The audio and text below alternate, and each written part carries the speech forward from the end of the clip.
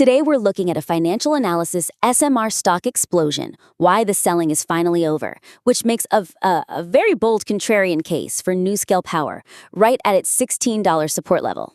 And it's a sharp framework. I mean, connecting that technical floor to fundamentals like cash on hand and NRC approval, that's strong. But to really make this analysis bulletproof for, a more sophisticated investor, I think we can harden the core thesis. To really solidify the idea that the capitulation is complete, the analysis has to get in front of the fundamental concerns that drove the stock down from its $57 highs in the first place. Right, because a key theme here seems to be that this huge $40 plus drop was all about emotional selling.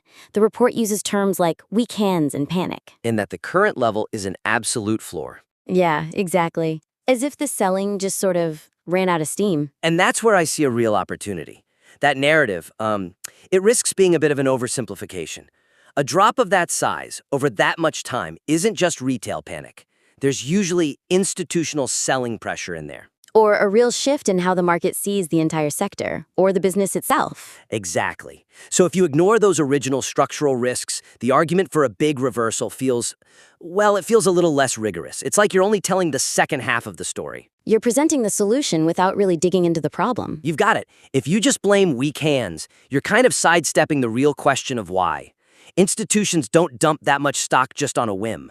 They sell because of real concerns, about execution risk, cash burn, cost of capital. So if you don't acknowledge those concerns and then sort of neutralize them? Then your argument for a reversal is only half built. Okay, so the suggestion here isn't to write a whole history of the stock. It's more about integrating a brief, focus section that just summarizes why the stock fell so hard. Precisely. It shows you've done the homework. You can demonstrate that those big risks, like, say, long deployment timelines for their Voyager units or worries about the burn rate, are now either fully priced in at $16 or they've actually been resolved. That makes the statement, the selling pressure is finally exhausted, so much more powerful. It becomes an objective conclusion, not just a feeling. Okay, so let's make this concrete. The report talks about the fundamental safety net and specifically the $406 million in cash. Yes, and it's presented as this solid backstop, which is good. But how can we apply this idea of adding context? Well, instead of just presenting that number as a static shield, you have to actively connect it to past market fears. Ask the question, was the market pricing in a much higher cash burn rate before? Was it worried the company's runway was too short? So you show how the cash is now a strategic tool against those old fears. Yes. So for example, you could say something like, previous concerns around an accelerating cash burn rate are now mitigated because the company has hit X milestone or implemented Y cost control. This allows the $406 million to buy, say, an additional 12 months of runway without dilution risk. Ah, so you're not just saying they have cash. You're saying this cash solves a specific problem the market was worried about. Exactly. It turns a defensive fact into an offensive part of the thesis. And that level of diligence is critical. Okay, that's a great point on the content. But if we shift from the what to the how, it brings us right to the tone of the report. Which leads us straight to our second point. While the contrarian view is compelling, the reliance on some highly sensational language risks undermining the credibility of the analysis itself. I see what you're getting at.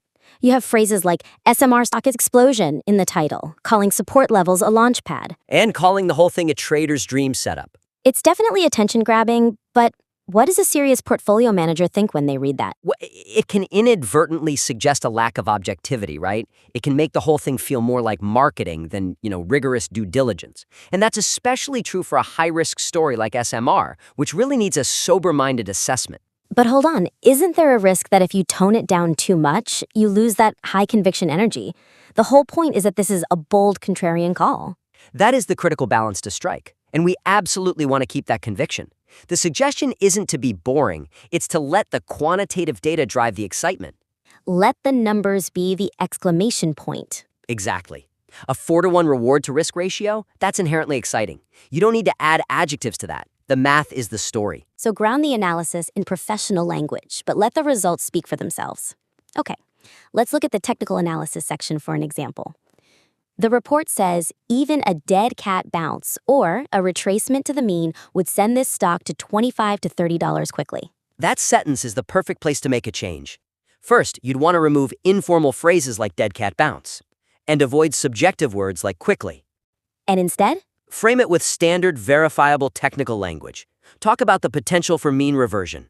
Or even better, identify specific Fibonacci retracement targets based on the drop from the $57 high. So you could say, You could say that a move to the 38.2% or 50% retracement level of the entire 52-week decline would target a price of, say, $28 to $35.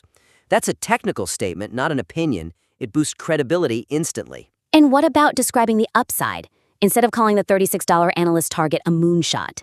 Just quantify it. State clearly that reaching that target represents a 127% gain from current levels. The number plus 127% does all the heavy lifting for you. It screams high conviction upside without needing any sensational vocabulary. That's a really smart way to keep the excitement while boosting the rigor. Okay, let's move from the language of the opportunity to the analysis of the risk, our third area. Right. The report makes a very detailed case for the upside, but the downside risk section needs to be bolstered. It needs to move beyond just technical analysis and incorporate the fundamental risks of a company like this. The way risk is defined now is very narrow. It basically says if it drops to $11, the 52-week low, you lose about $5. Which is fine for a stop loss. It's clear. But it feels incomplete. It tells you where to get out, but not why the stock might actually go there. What fundamental failure would trigger that drop? And that's the core weakness. Proper due diligence has to explore the failure modes of the entire thesis. The report rightly points to the cash, the NRC approval, the industry tailwinds as pillars, but it doesn't really explore the risks to those pillars. For a company in this phase, the real risk is in execution, not just a line on a chart breaking. Exactly.